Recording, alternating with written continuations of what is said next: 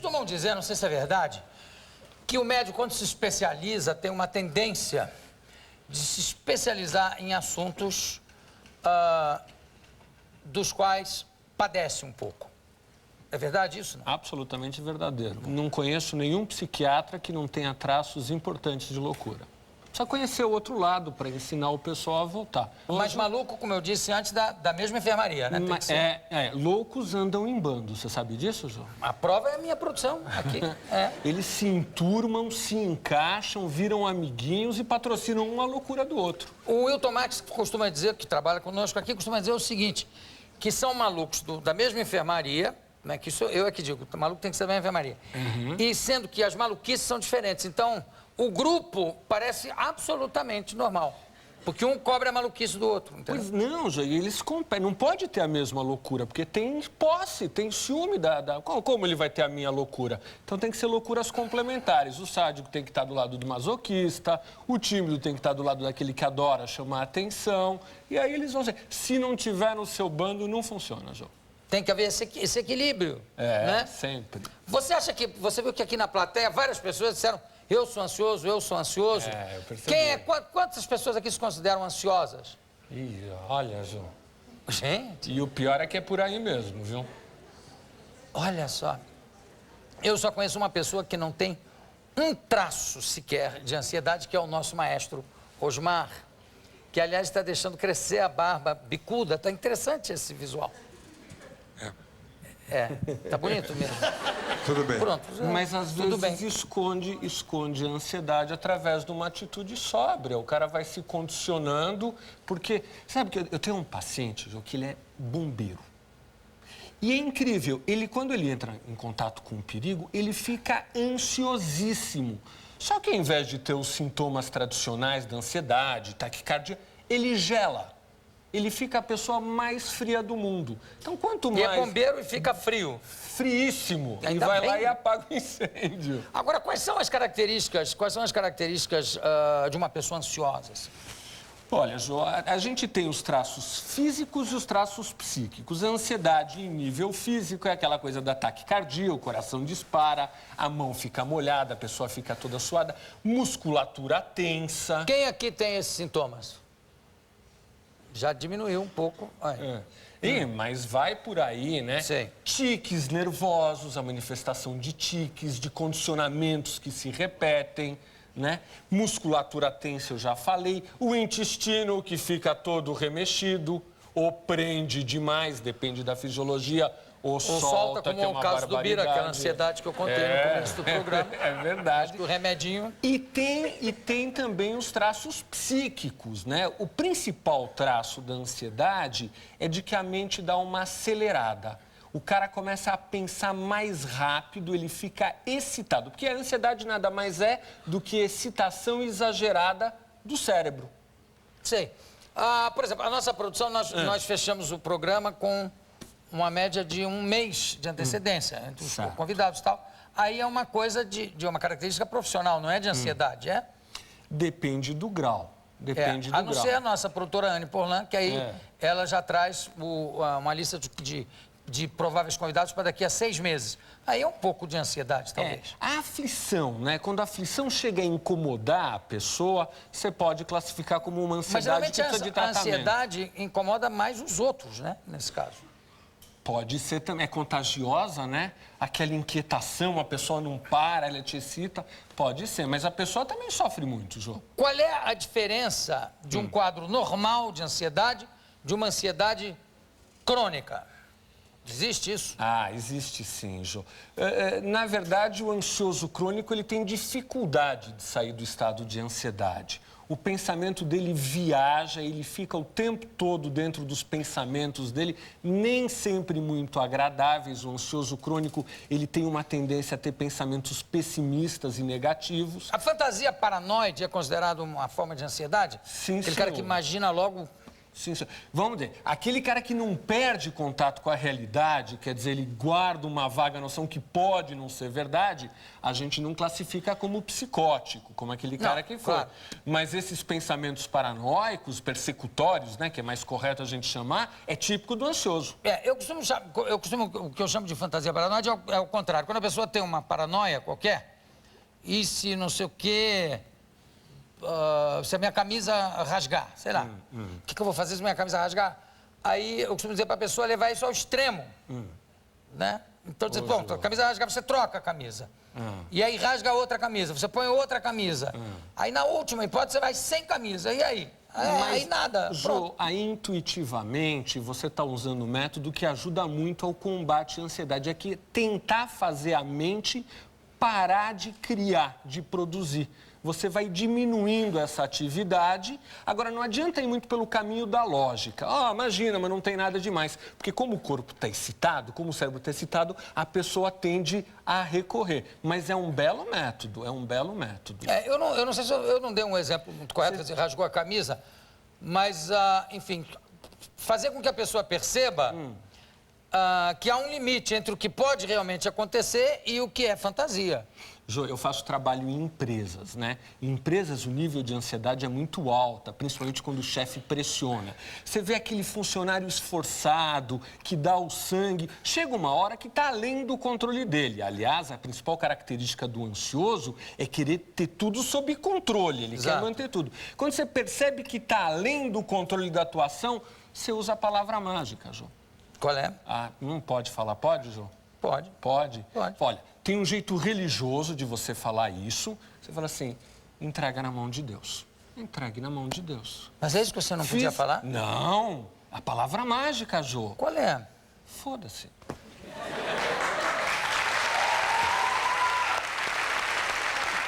Jô. Beleza.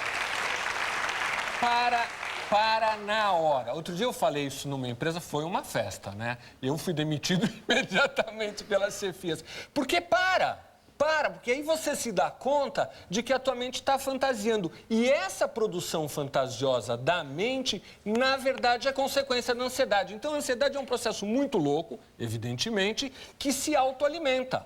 Quanto mais ansioso você fica, mais imagem você cria na tua cabeça.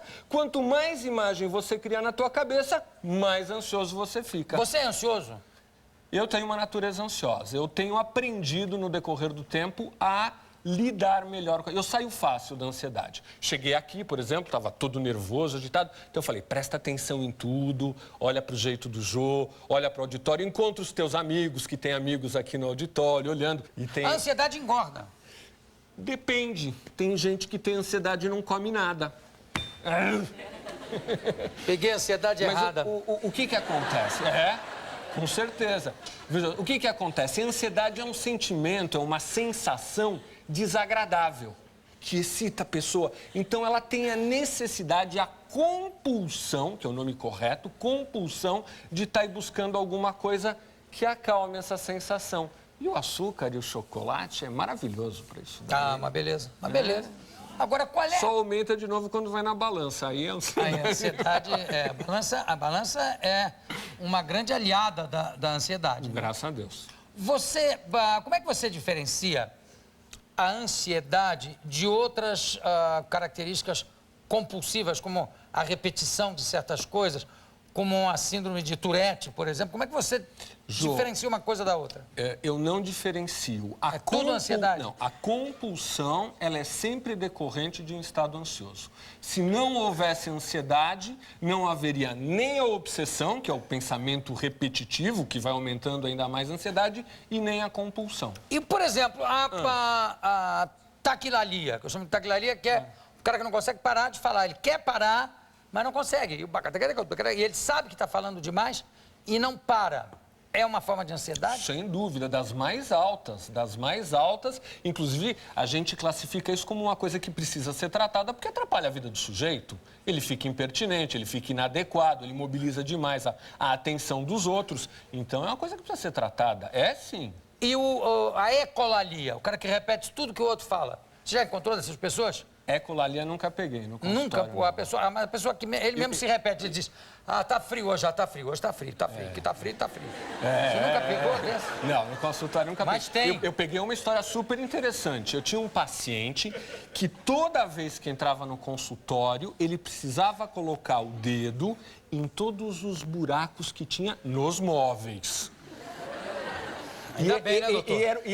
Ainda bem. E era o mesmo ritual sempre, sempre. Ele ia lá, tinha toda uma ordem, pegava, passava, era até bom, passava 10 minutos da consulta, eu ficava esperando, Mas ele ele sentava. fazia isso pensando que você não estava notando, né? Disfarçando ou não?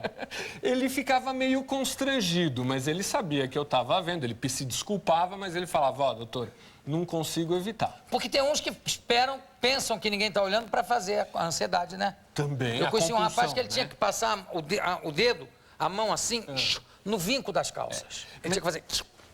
Mas ele esperava que ninguém olhasse. Só que todo mundo fingia que não estava olhando. Quando ele fazia, todo mundo... Ah! Coitado. Maldade. Mas você sabe o que é isso? Tem outro paciente também. qual é? Tem. Era um paciente que estava logo no começo de carreira, estava começando, né? E o paciente está vindo pela quarta ou pela quinta vez. De repente, no meio da entrevista, eu acho que eu falei alguma coisa mais forte para ele, ele me tira uma chave de fenda desse tamanho. Eu falei, meu Deus do céu, carreira tão bonita, tão promissora, assim, desse jeito. Ele falou assim, dá licença, doutor. Veio, avançou sobre mim, passou sobre mim e falou assim, doutor, eu não aguento ver esse parafuso fora de lugar. E foi lá e ajeitou. Eu vou anotar, porque essa eu quero ter, essa é ótima.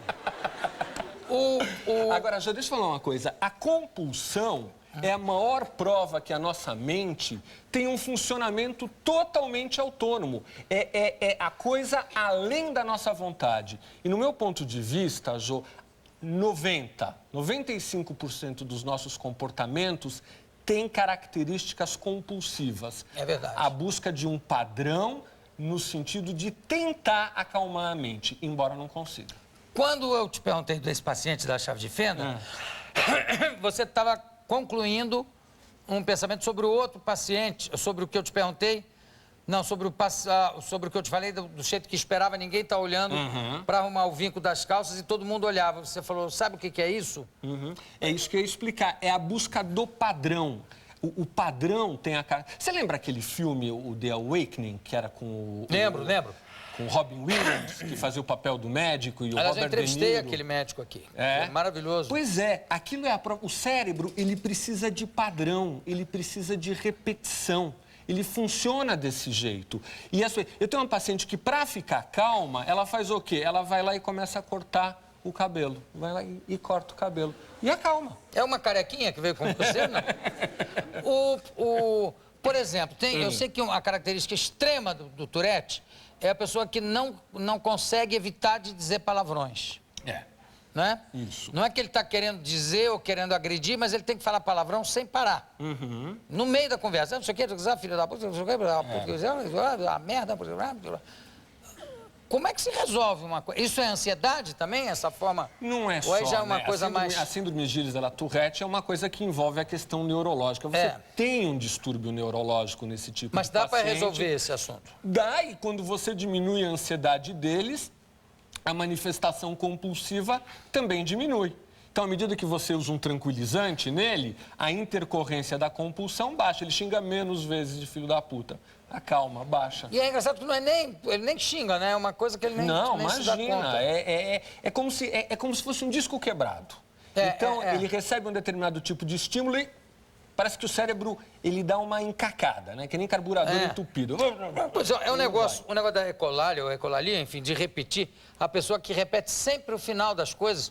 Tinha um amigo que já morreu, que era um homem talentosíssimo, que escrevia show comigo, Armando Costa, que escrevia A Grande Família, era uma pessoa muito talentosa, engraçadíssima, e ele tinha isso. Então, ele dizia assim, por exemplo, a gente tem que terminar de escrever isso hoje, Manduca.